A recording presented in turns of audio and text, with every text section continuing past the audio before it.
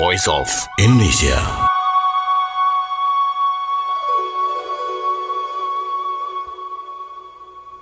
Pendengar Voice of Indonesia dan pemirsa, berjumpa kembali dalam ranah diplomasi. Untuk kali ini kita akan bersama dengan Duta Besar Luar Biasa dan Berkuasa Penuh LBBP Republik Indonesia untuk Perancis, Andorra, Monaco, serta Delegasi Tetap Republik Indonesia untuk UNESCO, Bapak Muhammad Umar.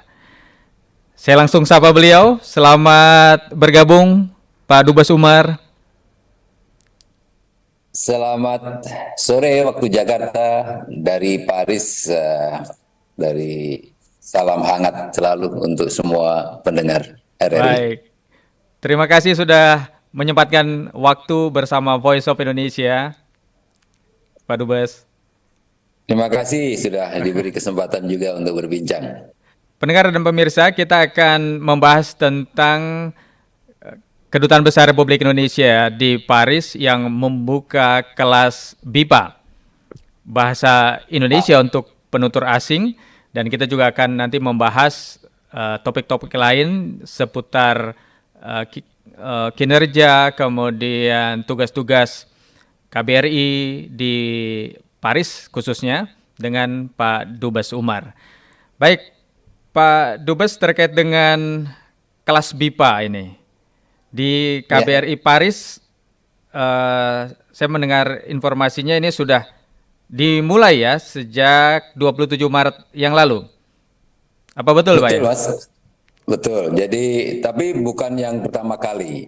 Itu untuk pembukaan yang semester 1 2023. Untuk tahun ini baru dimulai dibuka 27 Maret ya. Iya.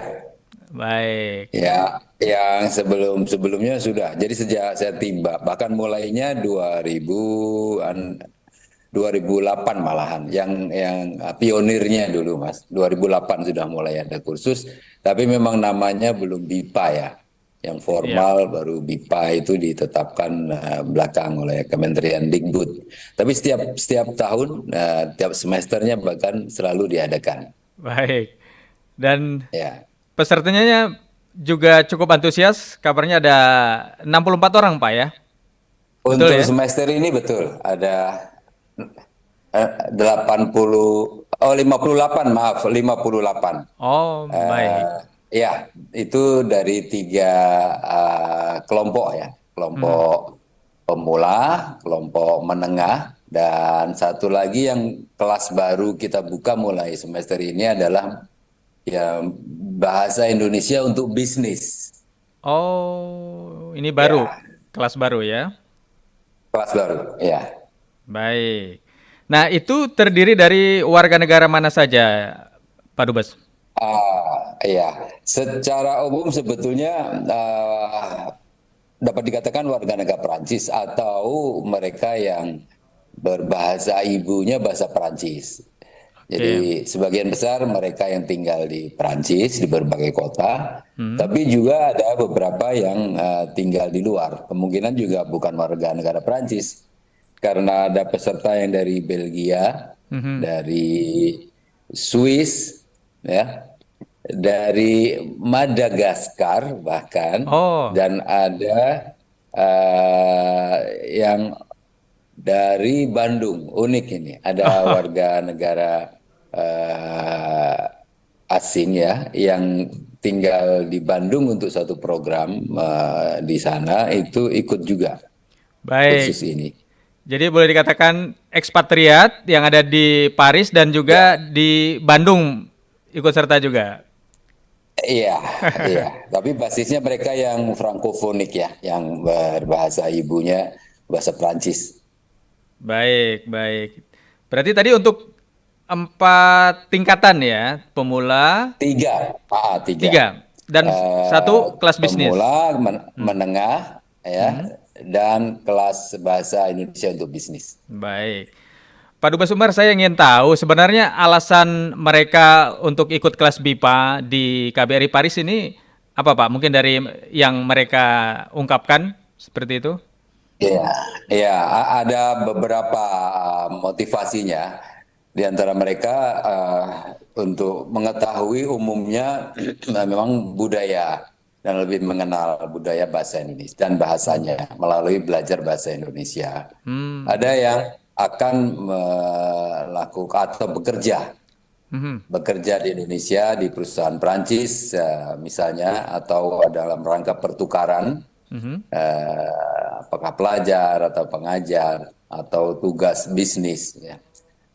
Tapi juga ada yang akan berencana mengunjungi Indonesia, berwisata. Itu pun menimbulkan motivasi untuk orang Prancis untuk ingin tahu bahasa Indonesia. Baik. Jadi, Nah, ya, dan yang khusus yang oleh karena kita buka kelas baru bisnis, memang kita melihat tren peningkatan kerjasama ekonomi Indonesia Perancis. Dan oleh mhm. karenanya kita mencoba memfasilitasi atau menjembatani baik untuk para pengusaha atau calon investor atau calon-calon pegawai dari perusahaan dalam rangka kerjasama bilateral ini Mhm. dengan bahasa Indonesia untuk bisnis. Baik, baik.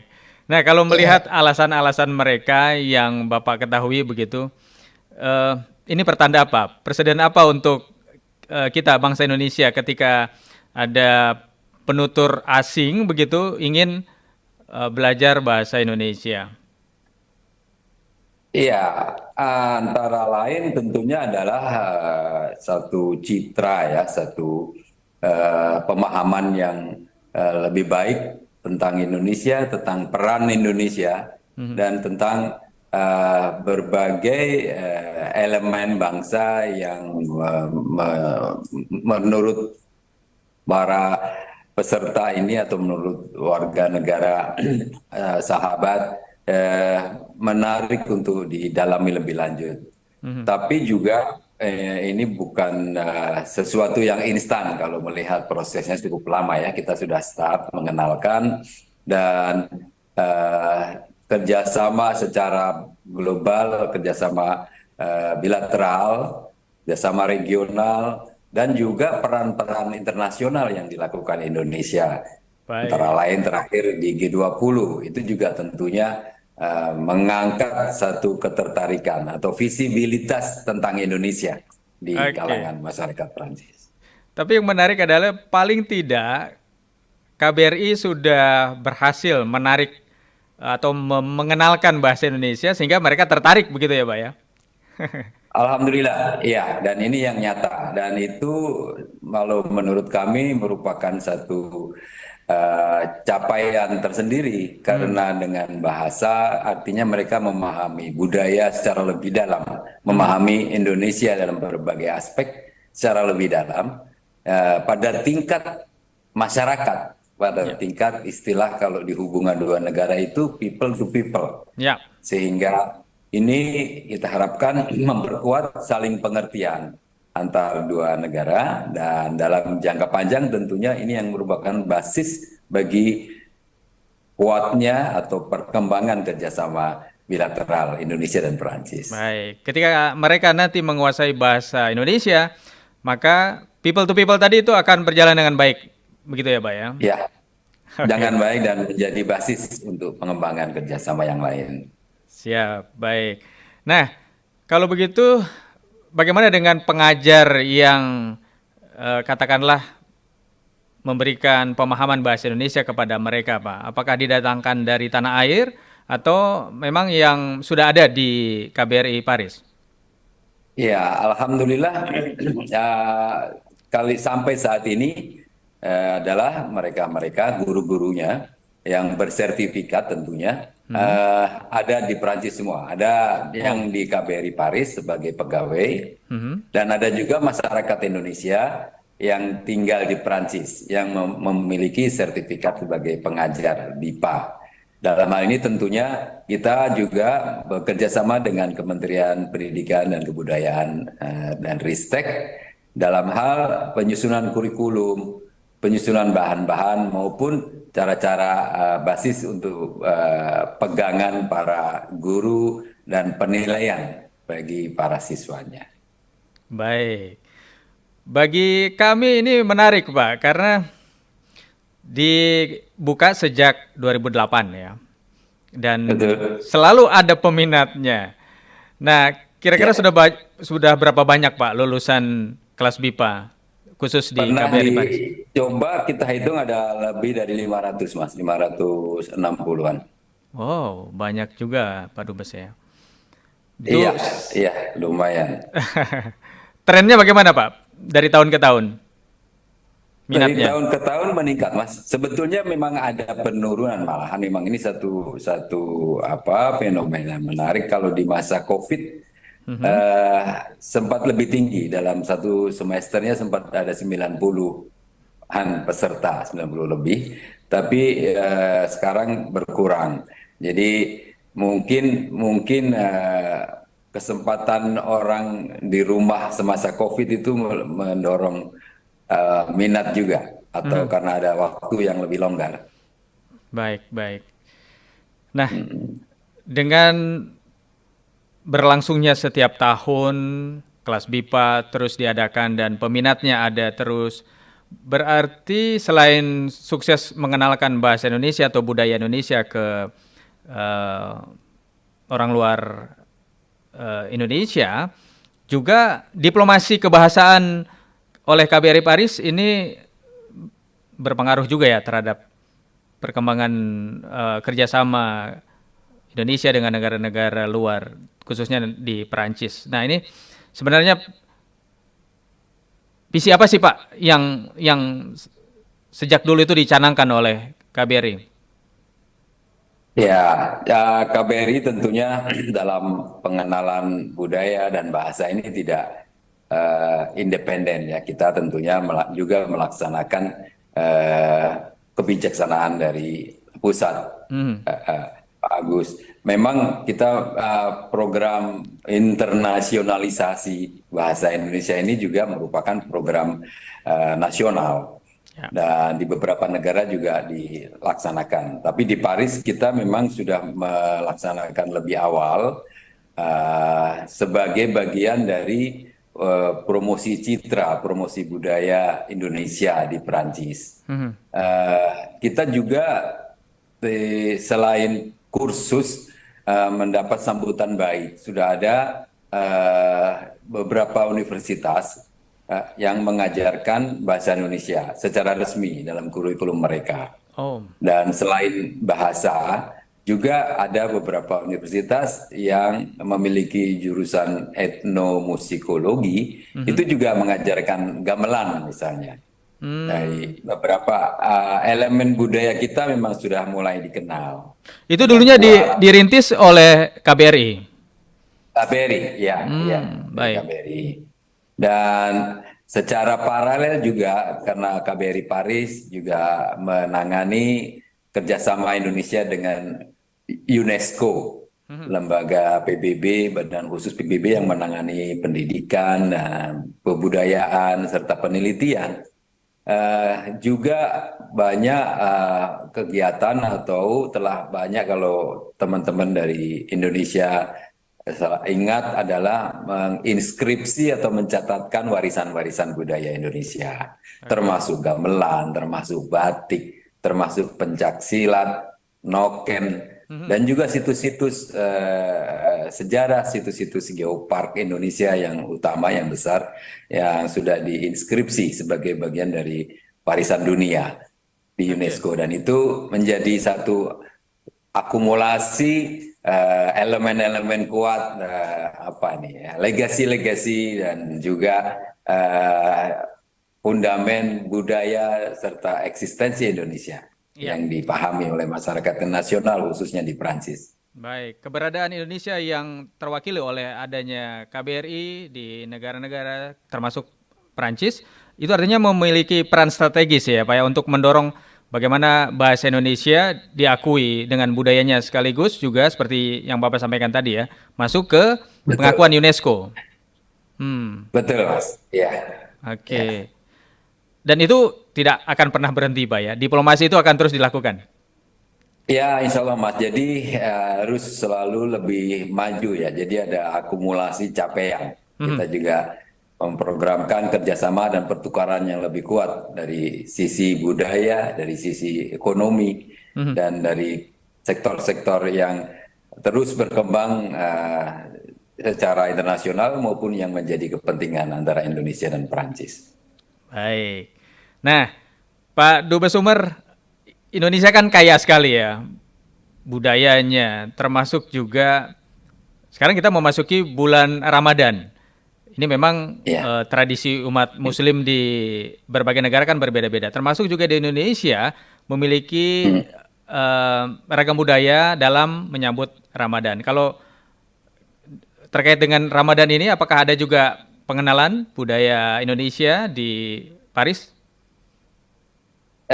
Ya, spesifik yang utama tentunya saya bisa sampaikan bahwa teman-teman warga negara Indonesia yang Muslim dapat melaksanakan ibadah puasanya dan ibadah-ibadah Ramadannya Hmm. dengan baik dan dengan khidmat dan khusyuk, meskipun berada di tengah-tengah masyarakat Eropa atau di Prancis ini. Baik. Karena Prancis ini juga tuan rumah dari Muslim di Eropa yang jumlahnya terbanyak dibanding di negara-negara Eropa lain, lebih dari 5 juta. Baik. Dan ya, sehingga pengenalan orang Prancis terhadap budaya umat Islam itu sudah cukup lama, dan itu sudah juga terindikasi tampak kuat dengan jumlah masjid yang banyak di Paris, di Prancis, Oke. jumlah pertokoan, pemukiman umat-umat Islam dari berbagai negara Mhm. yang ada di Paris termasuk ya. Jadi ada budaya-budaya dari kehidupan atau tradisi Muslim termasuk dalam Ramadan. Nah, ini yang Siap. hidup juga di tengah-tengah Perancis. Baik. Saya pikir ada Festival Ramadan Indonesia di KBRI Paris begitu ya? Bukan festival, tapi kita coba mengajak masyarakat untuk silaturahim. Kita Oh, seminggu sekali ada pengajian, disambung buka serta ramah tamah bersama, lalu ada sholat tarawih berjamaah. itu lengkap Ini, dengan kuliner Indonesia ya, khas Indonesia. iya, betul, betul, ya. Baik, baik. Untuk obat kangen juga, Mas. Iya. Siap. Nah, bagaimana juga dengan respon warga Indonesia yang ada di sana, Pak, terhadap kegiatan-kegiatan yang dilakukan oleh KBRI? Alhamdulillah, alhamdulillah positif, Mas. Jadi Hmm. teman-teman masyarakat kita para diaspora menyambut baik. Bahkan Ustadz yang kita datangkan dari Jakarta bekerja sama dengan Dompet Zuafa itu laris dipanggil keliling oleh kelompok-kelompok masyarakat untuk memberikan tausiah di kalangan atau di daerah mereka. Ya. Baik. Ya, terasa semaraknya ya. Nah, kemudian Pak Dubes, kita juga akan menghadapi pemilu 2024. Nah, apakah juga Iya. Pak Dubes beserta jajaran mensosialisasikan terkait pemilu ini, Pak? Ya, jadi di Paris sudah berjalan proses persiapannya sejak awal tahun, Mas. Kita Mhm. sudah membentuk dan disahkan pusat PPLN, Pak kemudian Pantarlih ataupun pengawasnya. eh, Semuanya sudah tersusun dan disahkan pusat. Kita juga sudah menjalani proses sesuai panduan pusat. Yang terakhir adalah penyusunan daftar pemilih. Walaupun terus masih dilengkapi, daftar pemilih masih terus berkembang untuk nanti akhirnya menjadi daftar pemilih tetap ya. Sekarang proses verifikasi dan proses pencocokan penelitian oleh warga berjalan terus. Baik, Alhamdulillah. baik, baik. Tapi kalau dibanding tahun lalu, apakah daftar pemilih sementaranya ada peningkatan, Pak, tahun ini? Ada peningkatan, ya dari daftar sementara ada peningkatan sekitar mungkin 20% lebih baik atau Wow. 30% lebih baik. Ya, Mhm. memang terus kita tingkatkan memang upaya ekstra untuk diseminasi informasi dan juga melalui kelompok-kelompok masyarakat mengingatkan warga yang belum, karena sebagian ini warga negara kita juga memang ini ya karena kesibukannya itu belum semuanya merespon mengisi formulir atau mendaftar atau mengupdate bahkan data dirinya. Walaupun berbagai media sudah kita gunakan, tapi kita upayakan terus dan Baik. alhamdulillah jumlahnya dibanding pemilu yang tahun 2019 ada peningkatan di atas 20%. Baik. Menuju target Bapak, apakah masih banyak yang perlu didata atau tinggal sedikit? Insya Allah saat ini sudah ada dari target 2000-an itu yang sudah terdata dalam artian mengisi dan lengkap itu 1.200, ya hampir 1.300. Baik. Insya Allah target 2000-an dengan upaya keras kita dan didukung panitia, didukung masyarakat, termasuk juga PPI, pelajar-pelajar kita, mahasiswa kita, insya Allah akan tercapai. Baik. Pak Dubes, terakhir mungkin kami ingin mengetahui juga bagaimana situasi terakhir di Paris, terutama pasca demo oleh masyarakat setempat terkait kebijakan pemerintah Perancis. Nah, bisa digambarkan, Pak? Alhamdulillah kalau kondisi masyarakat kita aman sejauh ini, alhamdulillah, dari pemantauan, dari diseminasi juga komunikasi dengan seluruh WNI dan diaspora, teman-teman dalam keadaan aman, tidak terdampak buruk akibat adanya demo maupun pemogokan sebagai reaksi dari pembahasan rencana undang-undang perpanjangan usia pensiun di Perancis ini. Kita terus komunikasi dengan masyarakat. Memang yang paling terdampak tentunya adalah ketika ada unjuk rasa atau pemogokan, terutama adalah di sektor transportasi. Ya, sering apakah metro atau bus itu berkurang atau hilang jadwalnya. Ya, masyarakat harus mencari alternatif lain. Baik. Tapi biasanya juga hal semacam ini ada pengumuman sebelumnya. Kapan dan apa saja rencana yang akan mogok itu ada informasi dari serikat buruh sebelumnya. Ya. Baik.